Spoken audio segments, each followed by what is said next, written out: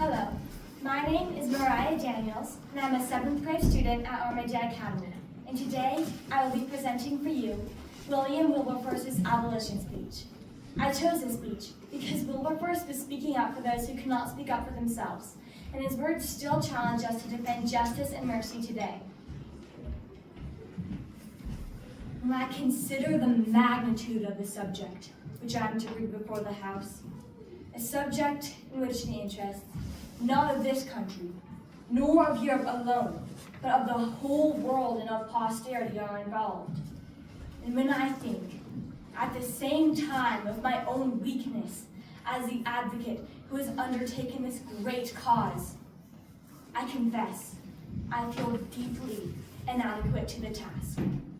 Yet, when I reflect on the encouragement I have received in my long and laborious examination of this question, and how conviction has only deepened within my own mind, I take courage. I march forward with a firmer step, persuaded that the cause will bear me out, and that I shall be able to justify, upon the clearest principles, every resolution I bring forth. Resolutions whose avowed end is the total abolition of the slave trade. I mean not to accuse anyone, but rather to take the shame upon myself and upon this whole Parliament for having suffered such a horrid trade to be carried on under our authority. We are all guilty.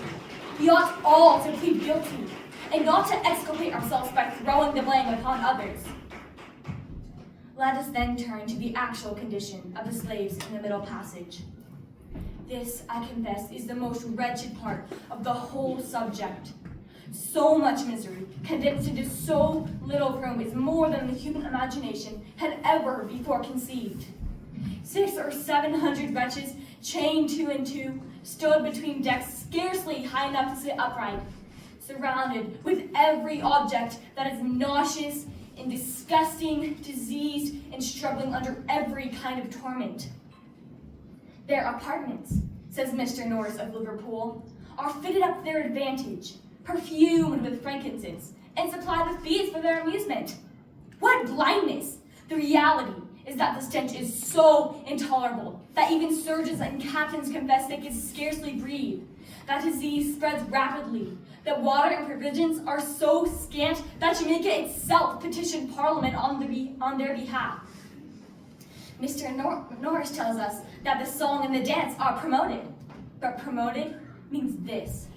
The men and women are forced under the lash to dance, though chained in irons to keep their limbs from wasting away. Should they refuse, they're whipped until they comply. He says they sing with joy, but witnesses testify that their songs are songs of lamentation, always sung in tears. One captain, more humane than most, admitted he cannot bear to hear the mournful cries and threatened to flog a woman for singing too sorrowfully. Some call their food comfortable victuals, even luxuries, but in truth, they're fed horse beans and meager rations, sometimes forced to eat by means of an instrument jammed into their mouths. Their heads are shaved not for cleanliness, but to hide the vermin and sorrow that afflict them. And all this while fetters clank on their ankles and wrists, biting into their skin. What then is the outcome of this misery? Death, at least, is sure evidence. On average, of all ships examined before the Privy Council, not less than 1 in 8 perished in the voyage itself. Another portion die soon after landing.